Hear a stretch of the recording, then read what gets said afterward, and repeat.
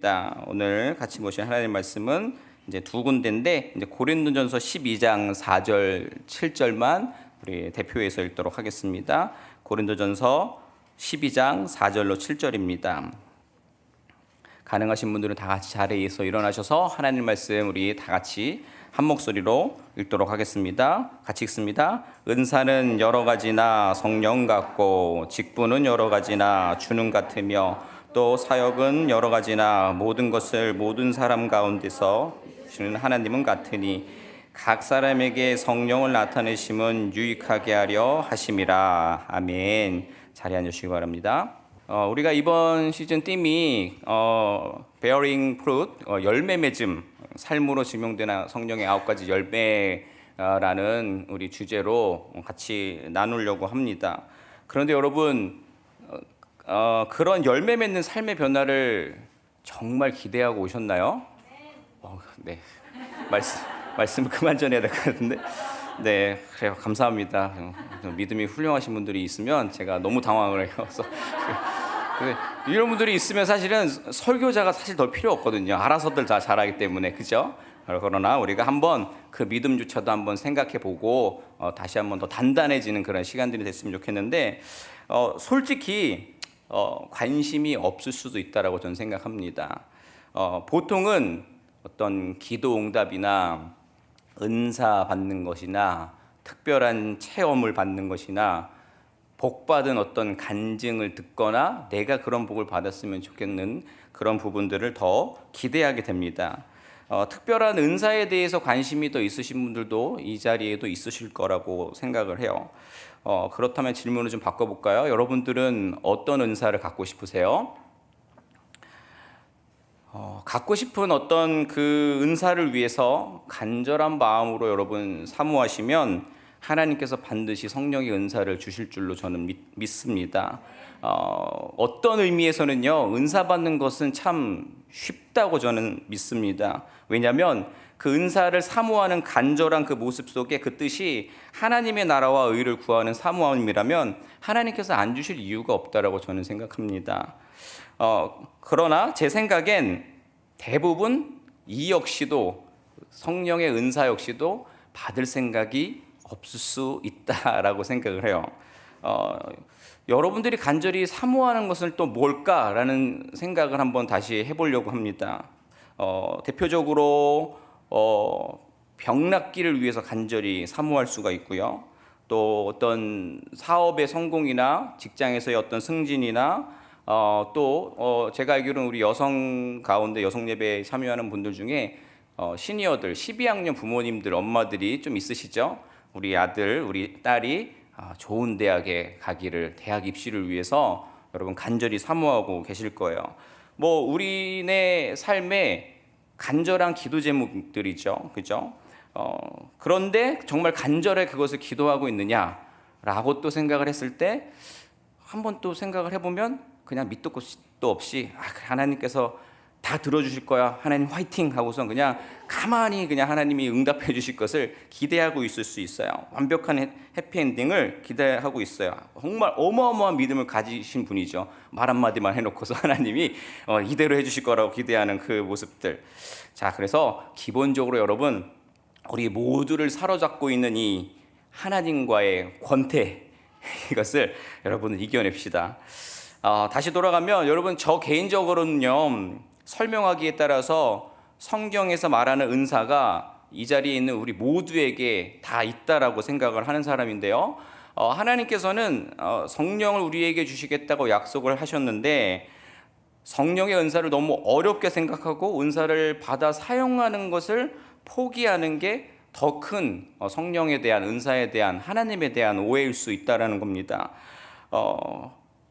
동의하시죠? 자, 그런데 그럼에도 불구하고 저는 그냥 1차원적으로 생각했을 때 병 고치는 은사가 저에게 있었으면 좋겠어요. 그래서 이렇게 손 만나면 다 낫으면 좋겠어요. 그래서 아픈 분들이 진짜 하나도 없었으면 좋겠어요. 근데 솔직히 그런 일들은 잘 쉽게 일어나진 않아요. 그런 분들이 있다는 얘기를 어디선가 전설과도 같이 들어보신 적은 있으시죠? 뭐 병 고치는 은사가 있다더라. 근데 저는 의문이 많은 사람이라 그런지 정말 그런 분들이 있으면 세상에 아픈 사람이 한 명도 없어야 될 텐데 어떻게 아픈 사람이 계속 있지라는 생각을 하게 되면 그것도 좀 말이 안 되는 것 같아요. 하지만 저는 그렇게 생각합니다. 일단 기본적으로 병 고치는 은사를 가진 사람이 있어요. 그게 누구냐면 의사예요. 의사입니다. 의사고요. 그리고 또 하나는 저와 여러분들에게 이미 주어진 은사라고 저는 믿습니다. 예를 들면 이런 거예요. 여러분 어떤 질병에 걸렸을 때에 나누어진다라는 이야기 들어보시죠. 어떤 나누어짐이냐면 플라시보 효과랑 노시보 효과로 나눠진다라는 이야기를 들으신 적이 있으실 거예요. 그러니까 그 상황 앞에서 내가 긍정적으로 또 살아계신 하나님을 믿는 성도라 한다면은 그분께 맡기고 갖는 소망의 모습과 그리고 그 상황 앞에서 부정적이고 하나님을 믿는다고 하면서도 가망 없을 거야 장례를 준비해야지 이렇게 포기하는 그런 절망의 모습, 이 둘의 차이는 그 아주 단순한 플라시보, 노시보 효과의 연구 결과로도 드러나는 것입니다. 여러분 질병 앞에서 우리들의 믿음 있는 행동이 저는 병 고치는 은사라고 저는 확신합니다. 우리 모두 여러분 질병에서 자유합시다. 그리고 이겨냅시다. 특히 투병 중이신 환우분들 있다면 병 고치는 은사가 여러분들 가운데 있는 줄 믿고 소망을 가지시고 이겨내셨으면 좋겠습니다. 다시 돌아가면 그래도 나는 이 정도로 만족 못한다. 아주 특별한 은사들을 난 너무나도 갖고 싶다. 그런 어떤 구미가 당기실 수가 있으실 거라고 저는 생각을 합니다. 그래서 가장 그 성령의 은사에 대한 접근은 보통은 방언으로 시작을 하게 됩니다. 대표적인 은사가 방언이겠죠. 어떻게 여기 다들 방언들 하시죠? 네. 저 부끄러운 한국교회 역사를 좀 되짚어 보면 옛날 90년대에는 그런 이야기들이 많았어요.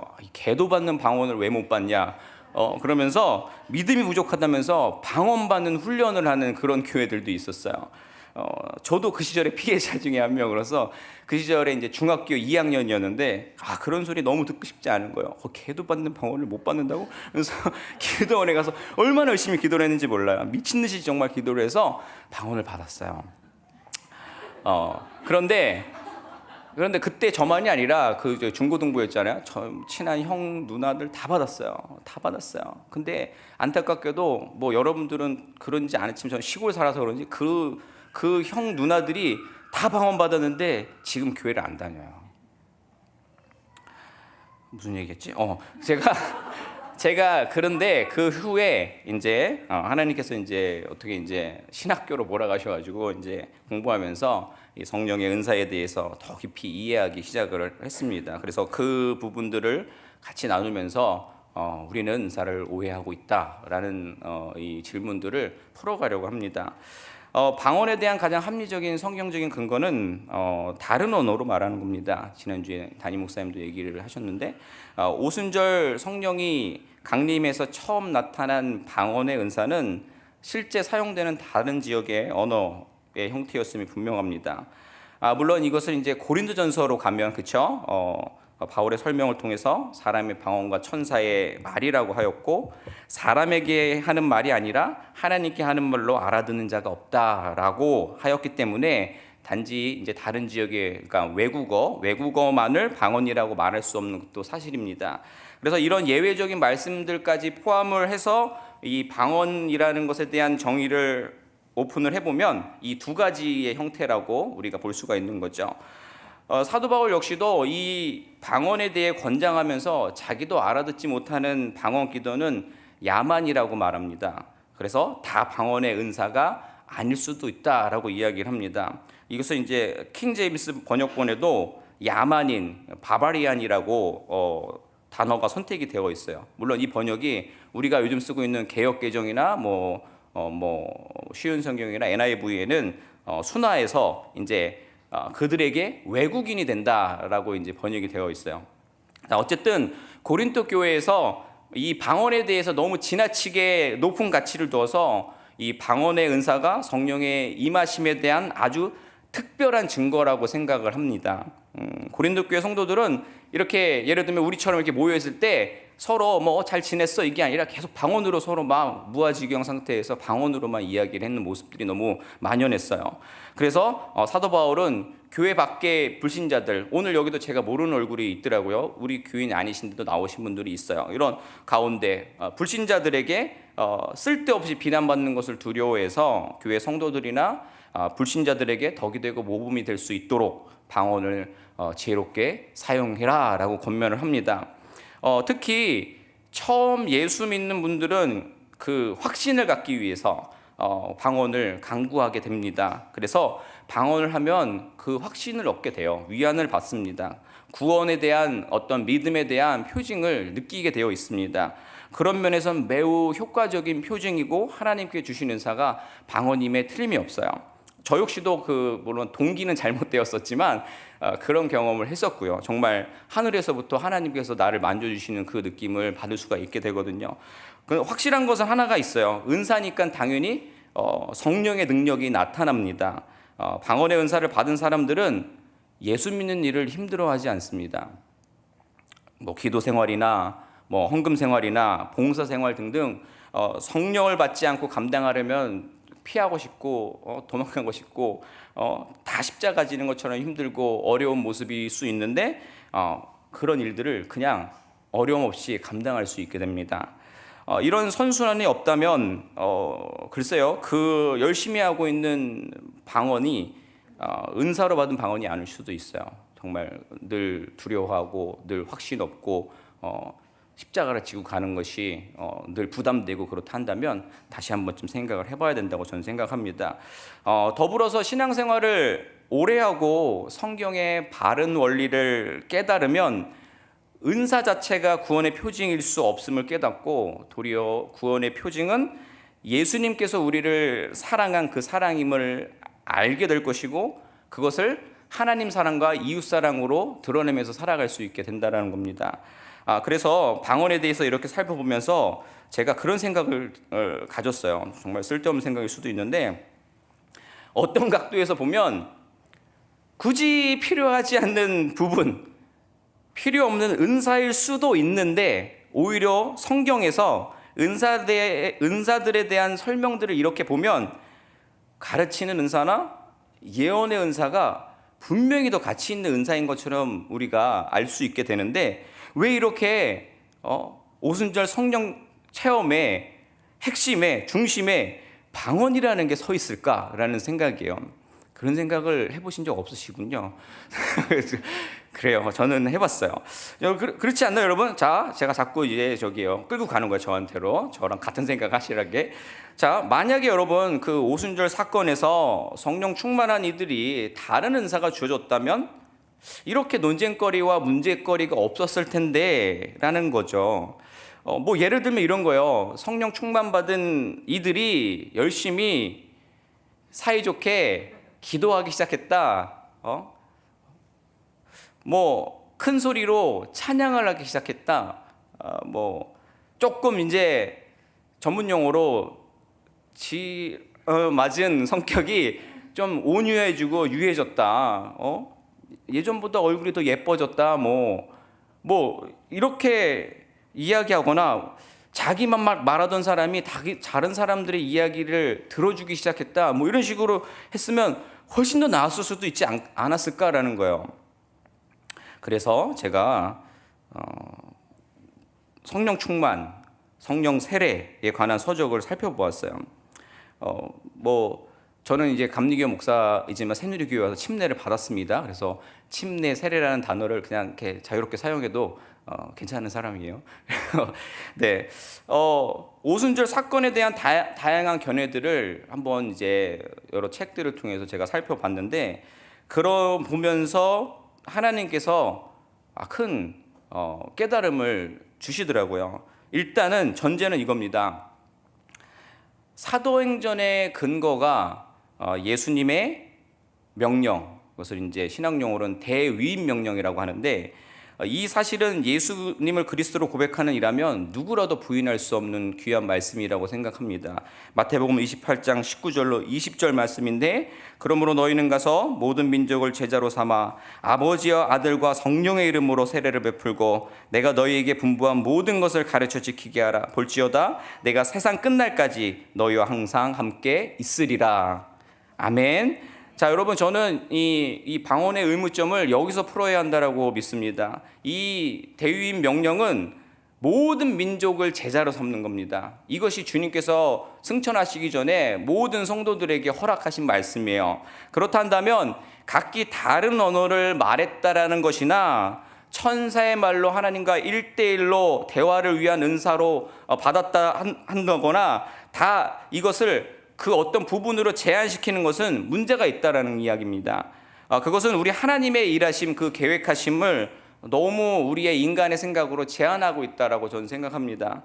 단순히 방언을 말하는 것으로 성령 충만해지고 방언의 은사를 받았다라고 만족하고 거기서 머무르는 것은 하나님의 은사인 방언의 그 어마어마한 능력을 막으려는 사단의 꾀임에 넘어가고 있는 걸 수도 있다라는 겁니다. 사단이 아주 즐거워할 거예요. 자, 이것을 주님의 명령과 방언의 은사를 연결시키면 해답이 분명히 나옵니다.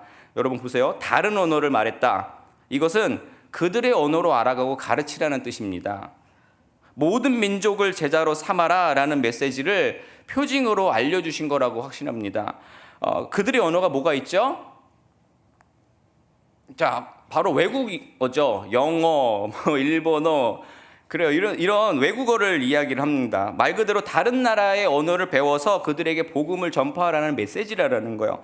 그래서 지금도 수많은 선교들이 각 나라에서 이루어지고 있는 것을 보면 이 주님께서 우리에게 명령하신 이 말씀의 순종과 성령 충만한 이들의 방언 말하기가 이루어지고 있는 것입니다.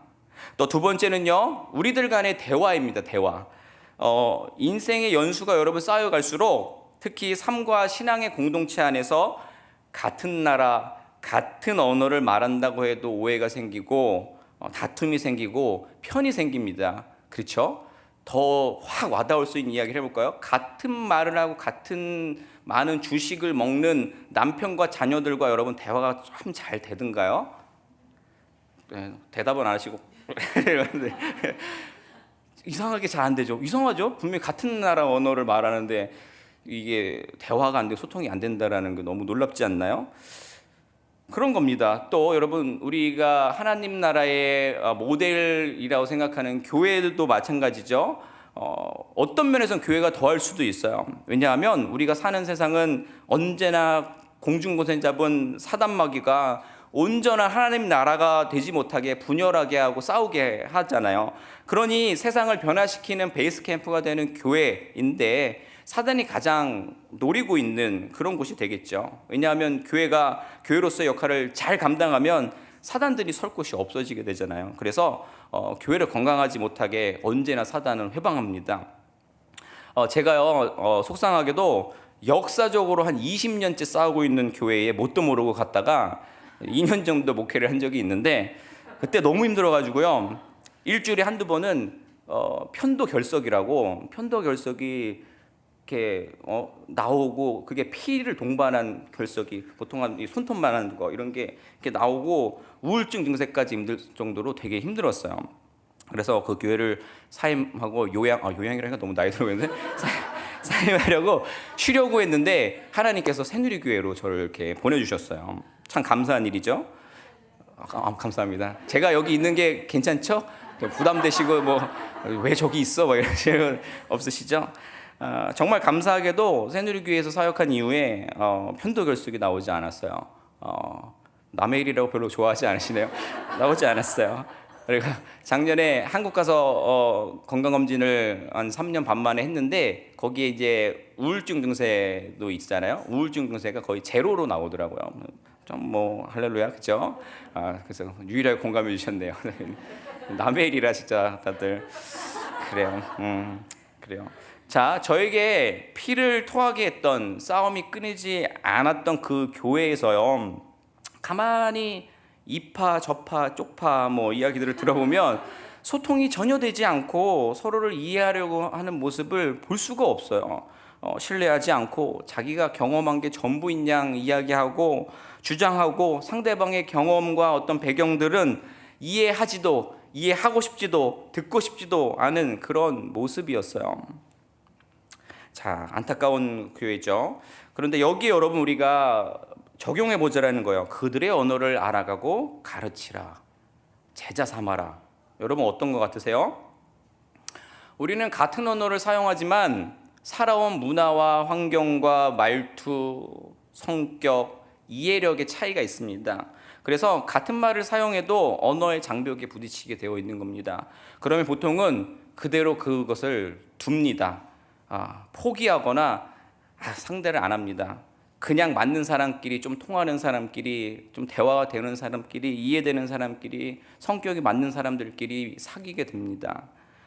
그런데 여러분, 이렇게 우리가 편하게 내가 원하는 구미에 당기는 대로 한다면 주님 명령하신 이 대위임 명령이 이 땅에서 이루어질 수 있을까요? 성령 충만한 사람은 내가 아는 언어, 사용하는 언어가 아닌 다른 언어를 말하게 된다라고 말씀하셨잖아요. 그 이야기는 이런 이야기가 되죠. 내 언어, 그러니까 내 문화, 성격, 배경, 말투, 환경, 고집이 아니라 다른 사람의 언어, 상대방의 문화, 성격, 말투, 환경, 고집들을 말한다. 너무 멋진 이야기 아닌가요? 여러분, 이제 방언에 욕심이 생기시나요? 혹시 오해가 있을까봐 이 자리에 오순절주의나 또 신비주의적인 신앙의 토대 위에서 하나님과 직접 대화하는 그 신비 속에서 신앙의 어떤 풍요로움을 채워온 분들도 있으실 수 있어요. 하지만 여러분, 제가 지금 이야기한 주님의 명령에 대해서 동의하시지 않는 크리스찬은 없을 거라고 믿습니다. 바라기는 진짜 방언을 하실 수 있는 여러분 되셨으면 좋겠습니다. 하나님의 그 놀라운 능력을 그냥 단순히 방언 말하기에 여러분 묶어두지 않으셨으면 좋겠어요. 하나님의 놀라운 그 방언의 놀라운 능력을 발견해서 지혜롭게 사용하실 수 있기를 바랍니다. 지혜롭게 얘기는 바로 앞에 지혜자매가 있어요. 감사해요. 네. 자, 방언의 은사를 받아서 우리 안에 더 아름다운 가정, 교회 공동체, 사회 공동체가 온전히 세워지기를 간절히 소망합니다. 아멘. 너무 방언에 대한 이야기를 오래 했는데 더 자세한 이야기는 고린도전서 13장, 14장을 읽어보면 제가 이야기한 부분들을 충분히 여러분 더 이해하실 수 있다고 읽어보시는 걸로 넘어가겠습니다. 왜 그랬냐면 방언의 은사가 우리가 이해하고 설명하기에 가장 용이해서 그랬다는 점을 여러분 이해해 주시면 좋을 것 같아요. 자, 그래서 종합적으로 정리를 해서 말씀을 이어가면 여러분들에게 방언의 은사가 있고 방역을 통역하는 은사가 있고 예언의 은사가 있고 병 고치는 은사가 있고 또 영들 분별의 은사, 가르치는 은사가 있다라고 합시다.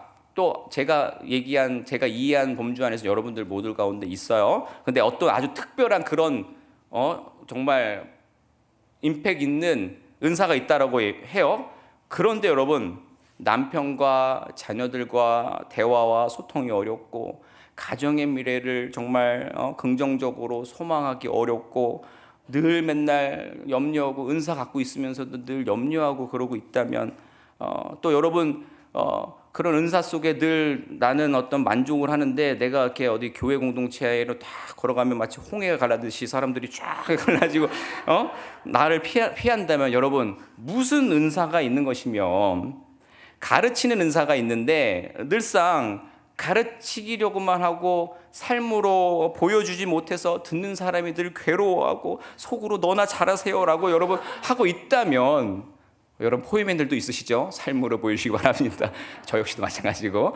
그래서 정말 화려하게 정말 성경의 주옥 같은 진리의 말씀을 전하고 있는데 그 말씀이 그 사람에게 전달되지 않고 흘려진다면 왜 이렇게 흥분하고 흘려진다면 너나 잘하세요라고 하고 있다면 여러분 이게 무슨 은사를 가지고 있는 거예요? 여러분 이런 은사를 소망하는 사람, 은사 전부를 갖고 있는 사람 혹시 은사를 오해하고 있는 건 아니었는지 오늘 한번 생각해 보면 좋겠습니다. 여러분들은 어떠세요? 자, 오늘 말씀 다시 한번 제가 읽을게요. 은사는 여러 가지나 성령은 같고, 직임은 여러 가지나 주는 같으며, 또 역사는 여러 가지나 모든 것을 모든 사람 가운데서 역사하시는 하나님은 같으니, 각 사람에게 성령이 나타남을 주심은 유익하게 하려 하심이라. 아멘. 여러분, 무슨 말씀인가요? 이 4절로 7절 말씀만으로도 정말 많은 또 해석과 말씀을 나눌 수 있는 구절이지만, 그냥 핵심적으로 제 눈에 들어오는 것은요, 두 가지예요. 하나는 은사는 다양하지만 그것을 주시는 분은 누구시다? 네, 오직 한 분 하나님이시다라는 것이고요. 두 번째는 은사를 주시는 이유는 뭐죠? 유익, 공동체 가운데 덕을 얻게 하려 하시는 것이다라는 거예요. 아, 목사님 지겨워요. 이런 얘기 그만두고 싶어요. 제 한번 건사하기도 힘들고, 나와 내 가정의 잘됨으로만 나아가기도 그러고, 누구 눈치 보고 싶지도 않고, 그런데요, 여러분, 갑자기 이게 웃으실지 모르겠지만 유명 연예인의 새로운 속담 명언이 있어요. 여러분, 한번 맞춰보실래요? 자, 가는 말이 고우면, 아주 내려온 분이에요. 내려온 분이 앉아있네. 자, 그런데 들어보신 적 있을 거예요. 가는 말이 고우면 얕잡아 본다. 또 참을 인 3번이면 살인도 면한다죠. 참을 인 3번이면 호구된다. 처음 들으시나 봐요, 이런 거. 네, 아주 유명 연예인의 새로운 속담의 명언이요. 맞아요. 레전드로 막 나와 있어요. 우리 유튜브만 쳐도 나와요. 여러분, 우리에게 웃음을 주는 멘트지만 이것이 여러분 세상의 사고관이라고 생각을 합니다. 쉬운 길이고 넓은 길이에요. 그런데 여러분, 우리 주님께서는 우리에게 좁은 길로 가라고 하시지 않았나요? 구원받은 성도의 분명한 증거가 된다라고 믿습니다. 고린도후서 13장 5절이에요. 너희는 믿음 안에 있는가? 너희 자신을 시험하고 너희 자신을 확증하라. 아멘. 정말 우리는 우리의 구원을 전적으로 하나님께서 값없이 베푸신 줄로 믿습니다. 에베소서 1장 4절 5절이요. 창세전에 우리를 택하셔서 거룩하고 흠이 없게 하시려고 예수 그리스도로 말미암아 우리를 그분의 자녀로 삼으실 것을 예정하셨다라고 기록하고 있어요. 여러분, 이 사실, 이 말씀보다 우리를 겸손하게 만드는 것은 없는 줄로 믿습니다. 그래도 여전히 여러분 동기가 부족하신가요? 우리가 여러분 되새긴다라는 말을 하죠. 신앙생활을 하면서 우리가 왜 교회 다니는지, 왜 예수 믿는지에 대해서 매 순간 되새겨 봐야 하는 것입니다. 예를 하나 들면, 여러분 침례식이 시즌마다 우리 교회에서도 치러집니다. 그때 혹시 여러분 그 예식에 참여하는 사람들을 보면서 그냥 멀뚱멀뚱 언제 끝나나 라고 그러면서 혹시 앉아 계신가요? 아니죠. 그날 그들의 모습들을 보면서 내가 예전에 세례 받았을 때에, 침례 받았을 때에 고백했던 예수 그리스도, 구원 받았을 때의 그 감사와 감격, 주님께서 원하시는 삶을 살겠습니다 했던 그 마음을 되새기는 그런 시간인 것입니다. 그러면 시간이 되어야 합니다. 우리가 왜 교회 다니는지, 왜 예수 믿는지 되새기는 시간이 언제나 필요하다는 거예요. 이를 위해서 우리 기독교 신앙에 아주 좋은 교본이 있어요. 기본적으로는 기본적이 아니죠. 절대적으로 성경인데요. 모든 성경이 그렇지만 그 중에 굳이 한 권을 꼽으라면 로마서입니다. 로마서는 무슨 책인가요? 그래요. 감사합니다. 간단히 정리하면 성경 이해의 출입문이에요. 그리고 가장 심오한 보물창고와 같은 말씀이에요. 타락한 로마 캐톨릭의 경종을 울린 독일의 종교개혁자 말틴 루터랑 또 감리교의 창시자 존 웨슬리 역시 로마서를 통해서 회심을 경험합니다. 그리고 20세기 최고의 설교가인 마틴 로이드 존스 목사님은 14년 동안 로마서만 설교를 했습니다.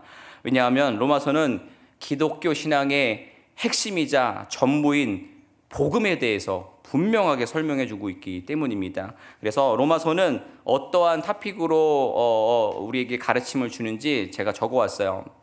네, 왜 구원을 받아야 하는가? 어떻게 구원을 받을 수 있는가? 한 번 받은 구원은 영원한가? 그리고 유대인의 구원과 이방인의 구원은 어떤 관계인가?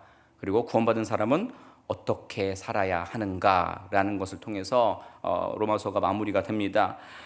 그렇기 때문에 여러분 복음을 정확하게 이해하고 복음을 또 리마인드하고 그 구원받은 복음의 사람들의 삶을 살아내야 되는지에 대해서 여러분 궁금하시면 로마서를 꼭 여러 번 반복해서 읽으시길 바랍니다. 왜 이런 얘기 드리냐면 제가 이렇게 성도들을 이렇게 신방을 하면 다 너무나도 오랜 동안 기도하고 또 신앙의 연수가 쌓여 있는 보석 같은 분들을 많이 만나게 돼요. 그런데요, 가끔은 열심히 기도해 왔는데 가끔은 들어보면 단지 신비적으로 이 땅에서의 어떤 잘됨과 응답된 것들을 나누고 하나님께 감사하면서 하나님을 신뢰하는 그런 모습들에 그쳐 있는 경우를 보게 됩니다. 감사할 내용이 많다라는 거, 기도에서 이 땅에서의 우리의 잘됨이 이루어졌다라는 것도, 그것을 누렸다라는 것도 참 감사한 일이죠. 그런데 구원받은 것에 대한 이야기로, 그에 대한 감사로, 복음으로 그 열매 맺는 삶을 살겠습니다라고 하는 그런 힘 있는 고백들을 참 듣기가 쉽지 않습니다. 하나님을, 그러니까 정리하면 이런 거야. 하나님을 분명히 믿고 이 사람이 기도하고 신앙생활을 하는데 예수 그리스도의 공로와 그 구원의 은혜를 모르는 그런 모습, 믿지 않는 그런 광경들 보게 됩니다. 그래서 우리가 어떤 것을 사모하며 살아가야 하는지를 간단히 나누고 말씀을 마무리하려고 합니다. 자, 로마서는요, 우리 믿는 자들에게 있어서 가장 중요한 복음에 대해서 잘 가르치고 있는 성경이라고 하는데요. 교리적인 정리가 끝난 다음에 이제 12장부터 16장이 구원받은 자의 생활에 대해서 이야기를 하고 있습니다. 바울은 구원받은 자에게 이제 1, 2절 하나님, 3절부터 8절 교회, 그리고 9절부터 21절 사회, 그리고 13장의 세상 권세, 이웃에 대해서 성도로서의 의무를 감당하도록 요구하고 있습니다. 먼저 오늘 이제 우리가 같이 보려는 12장 1절에 5절 말씀을 정리하면 12장 1절로 3절은 믿음으로 의롭다함을 받은 성도들은 세상에서 살아갈 때 몸을 거룩한 산 제물로 드리는 하나님의 기뻐하시는 영적 예배를 드려야 한다라고 권면하고 있습니다. 또한 이 세대를 본받지 말고 마음을 새롭게 변화를 받아서 하나님이 선하시 기뻐하신 뜻이 무엇인지 분별하도록 하라라고 말씀하고 있습니다. 그러니까 이것을 쉽게 정리하면 구원받는 성도들은 삶 전체가 자기의 욕망과 뜻대로 그것을 구하는 것이 아니라 하나님이 기뻐하시는 뜻을 따라서 살아가는 것이 바로 하나님께서 기뻐하시는 참 예배라는 말씀인 것입니다. 그리고 3절로 21절, 우리는 이제 4절 5절만 읽었는데요. 더불어서 교회 공동체 안에서 성도는 서로가 그리스도의 몸을 이루는 지체임을 인지하고 그러고 나서 각자에게 맡겨진 일들을 잘 감당해라 라고 요구하고 권면하고 있습니다. 무슨 말이에요? 하나님께서 우리에게 주신 그 은사는 자기 만족과 자기 과시와 내가 그로 통해서 풍성해진 것을 자랑하려고 하는 것이 아니라 그리스도의 몸된 교회를 세우려고 주신 것을 깨닫고 자만하지 말고 교회 공동체의 덕을 위해서 겸손하게 지혜롭게 사용해야 하는 것입니다. 이와 같이 모든 삶에 있어서 선과 사랑의 그리스도의 그 행동 규범을 우리들에게 이야기해 주고 있습니다. 베드로전서 4장 10절입니다. 각각 은사를 받은 대로 하나님의 각양 은혜를 맡은 선한 청지기같이 서로 봉사하라. 에베소서 4장 12절 이하입니다. 사람들을 돕고 위로하고 강건하게 하라라고 말씀하고 있습니다. 여러분, 가을입니다. 가을은 무슨 계절이죠? 네? 추수의 계절. 너무 빨리 나가주셨는데 청고마비의 계절. 청고마비의 계절, 말이 살찌는 식욕의 계절입니다. 근데 왜 저는 살이 안 찌는지 모르겠어요. 그래서 되게 자매들이 싫어할 말인가? 네. 또 가을은요, 독서의 계절입니다. 감사해요. 북클럽 시즌 3 여전히 진행되는데 1, 2, 3 다 봤을 때 우리 자매님들이 책을 잘 안 읽어요. 전통적으로. 네? 특히 소그룹에 안 들어가시고 담소 나누시는 분들이 있는데 여러분 책을 읽으면서 담소를 나누시는 건 어떨까요? 여러분 더 풍성해질 것 같아요. 그 책 되게 좋아요. 여러분들 이번에 한번 또 그냥 담소 나누시는 분들 책을 읽으시면서 담소를 나누시면 좋을 것 같아요. 자, 또 가을은요, 아까 처음에 했던 거요? 네. 네, 추수의 계절이죠. 고맙습니다. 어느 계절보다도 열매가 풍성합니다. 농부는 이 열매, 이 가을에 이 추수, 이 열매를 위해서 그토록 수고하는 것입니다. 봄에 뿌린 그 씨앗이 가을에 열매로 나타난 것처럼 사람은 뿌린 대로 그 열매를 거두게 되어 있습니다. 갈라디아서 6장 7절에 스스로 속이지 말라 하나님은 만홀히 여김을 받지 아니하시나니 사람이 무엇을 심든지 그대로 거두리라. 여러분 뿌린 대로 거둡니다. 의를 뿌리면 의의 열매를 거둡니다. 사랑의 씨앗을 뿌리면요 사랑의 열매를 거둡니다. 미움의 씨앗을 뿌리면요 미움의 열매밖에 맺을 수가 없습니다. 그렇기 때문에 여러분 좋은 것으로 뿌리셨으면 좋겠습니다. 마태복음 7장 18절 20절입니다. 좋은 나무가 나쁜 열매를 맺을 수 없고 못된 나무가 아름다운 열매를 맺을 수 없느니라. 아름다운 열매를 맺지 아니하는 나무마다 찍혀 불에 던져지느니라. 이러므로 그의 열매로 그들을 알리라. 아멘. 뭐 무서운 얘기라 아멘을 안 하시는 거예요? 자, 하나님께서는 열매로 판단하시겠다라는 거예요. 성령 충만한 열매 맺는 삶, 우리 주님께서 얼마나 기뻐하실까요? 여러분 주님 사랑하시나요? 권태 아니고요. 정말 사랑하신다면 그분께서 바라시는 우리의 삶의 여정을 통해서 은사를 사모하는 그 열정만큼 어떤 여러분의 삶에 채워지는 것을 사모하는 만큼 성령을 사모하시고 열매 맺기 위해서 사모하시고 애쓰시기를 바랍니다. 자, 이제 본격적으로 다음 주부터 성령의 9가지에 대한 열매에 대해서 여러분 우리가 나눌 겁니다. 사모하시고 기도하시면서 또 미리 말씀을 묵상하시면서 어떻게 구원받은 사람으로서의 열매 맺는 삶을 살 수 있을지 여러분 고민하시며 나오시면 더 큰 깨달음이 있지 않을까 이렇게 믿습니다. 그래서 로마서 묵상하시면서 우리가 열매 맺음을 향해서 계속 나아갈 수 있는 우리 모두가 되었으면 좋겠습니다. 끝! 기도할게요. 하나님, 우리가 간절히 사모하는 것은 무엇일까요? 그 질문 속에 해답을 발견하고 깨닫고 나아가기 원합니다. 하나님께서 허락하신 삶을 통해 나 자신뿐만이 아니라 가정을 변화시키고 내가 소속된 모든 그룹과 공동체 가운데서 덕이 되어 아름답게 열매 맺는 삶을 살게 하여 주시옵소서. 감사하며 예수님의 이름으로 기도드립니다. 아멘.